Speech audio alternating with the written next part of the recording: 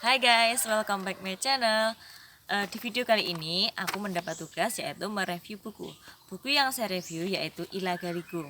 Kenapa saya mereview buku ini? Karena buku ini merupakan karya Indonesia yang mendunia dengan karya sastra terpanjang di dunia, terdiri dari 300.000 baris, yang mengalahkan karya dari India yaitu Mahabharata.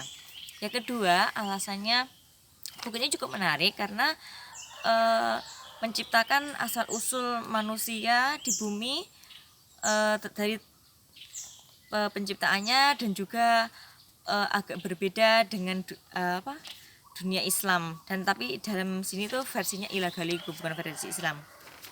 Dalam surat Ilaga Ligo ini, dunia itu terbagi menjadi 3 bagian. Yang pertama, bagian pertama yaitu terdiri dari kehidupan atas, yaitu kehidupan langit. Yang kedua, kehidupan tengah, yaitu kehidupan bumi. Dan yang ketiga, itu kehidupan bawah, yaitu kehidupan laut. Kehidupan atas yaitu yang berkuasa adalah Patotoke, yaitu sang penentu nasib. Dan yang di bawah itu Buriliu adalah penguasa laut. Suatu ketika Patotoke itu marah karena ayam aduannya itu terlantar. Dan si pengembala ayam itu dia ke dunia atau ke bumi, dan ia kembali ke kayangan, dan dia menyampaikan bahwa di bumi itu adalah kehidupan kosong yang tidak berpenghuni, dan dia menyarankan agar di bumi itu diisi oleh kehidupan. Akhirnya sang Patotoke itu bermusyawarah dengan para kerajaan langit dan juga keluarganya. Setelah itu terpilihlah yaitu anaknya yang bernama Batara Guru untuk ditugaskan di bumi, dijelma sebagai manusia. Awalnya itu Batara Guru itu sedih kenapa ia harus terpilih menjadi manusia, dan ia sedih karena dia ingin menjadi dewa. Di dalam bumi, Batara itu dipesan oleh ayahnya bahwa di bumi ia harus mengembangkan keturunannya, dan juga ia harus menjadi pemimpin di bumi.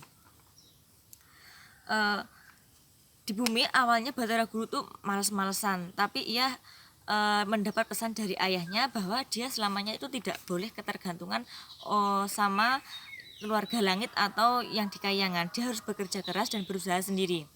Setelah 3 bulan, Batara Guru itu sedih karena dia tidak mempunyai tempat tinggal. Akhirnya sang ibu dari istri Patotoke itu bilang kalau Batara Guru itu harus diberi tempat tinggal ataupun fasilitas yang lainnya. Akhirnya sang ayah pun mengabulkan permintaan dari ibu Batara Guru. Di suatu ketika fajar, yaitu ada terletak istana megah di tengah hutan rimba. Setelah itu Batara Guru itu dibantu oleh seorang pembantu perempuannya yang bernama Orokeling. Dia mengerjakan semuanya pekerjaan itu bersama Orokeling, misalnya berkebun, menebang pohon, dan bertani.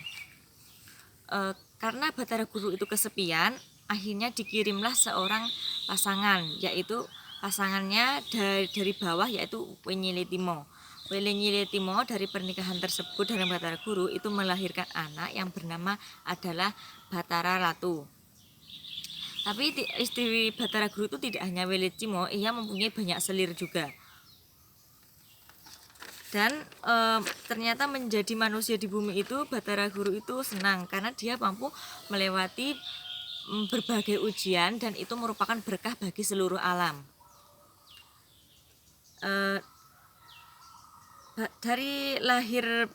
Dari pernikahan Batara Guru dan Wenyilitimo itu melahirkan Batara Ratu. Dia merupakan sang pewaris kerajaan dari Aleluwo yang merupakan cikal bakalnya raja-raja di bumi. Batara Ratu itu mempunyai saudara perempuan yaitu Wiodangryuk. Dia tuh meninggal dalam 7 hari. Dan ketika Batara Guru itu rindu atau sekangen-kangennya dengan Wiodangryuk, dia tuh pergi ke kuburannya Wiodangryuk itu, dan di sekitar kuburan itu terdapat tumbuhan yaitu bernama padi, jang lebat, dan padi itu bisa menghidupi manusia beribu tahun selama di bumi. Batara Guru pun naik ke langit ketika Batara Ratu usia 20-an. Dan ketika sudah dewasa, Batara Ratu dinikahkan dengan Widatu Singen, maka lahirlah anak emas yaitu bernama Weteng Riabing dan Sarwe Gading.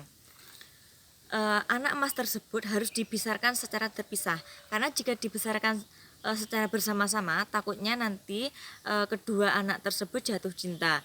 Dan sang penentu nasib Patotoke itu bilang, jika kedua anak tersebut jatuh cinta dan menikah, maka akan lahirlah sebuah bencana dan malapetaka di kehidupan itu. Setelah dewasa, Sarwe Gading itu menjadi pemuda yang gagah, tampan, dan berwibawa. Ketika dia melihat saudara kembarnya Weteng Riabing itu, dia sempat jatuh hati, tapi dia tidak bisa menikahinya karena dia adalah saudaranya tersebut. Akhirnya Sarwe Gading pun bisa menerima. Dan seiring berjalannya waktu, Sarwe Gading itu menikah dengan Iwe Cudek, melahirkan seorang anak yang bernama Ila Galigo. Ketika dewasa, Ila Galigo itu pergi ke Aleluwo dan ia disambut oleh Batara Ratu. Setelah dewasa, Ila Galigo itu jatuh cinta kepada Raden Ajeng Risompa. Tapi sayangnya Raden Ajeng Risompa itu sudah mempunyai suami, tapi Ila Galigo itu tetap melanjutkan kisah cintanya. Seperti yang kembali ke awal tadi, Ila Galigo itu melanjutkan kisah perjalanannya atau meneruskan kehidupan yang ada di bumi. Kurang lebih itu yang bisa saya sampaikan. Apabila ada kurangnya, saya mohon maaf. Jangan lupa please like and subscribe jika channel ini itu sekiranya bermanfaat bagi kamu. Dadah.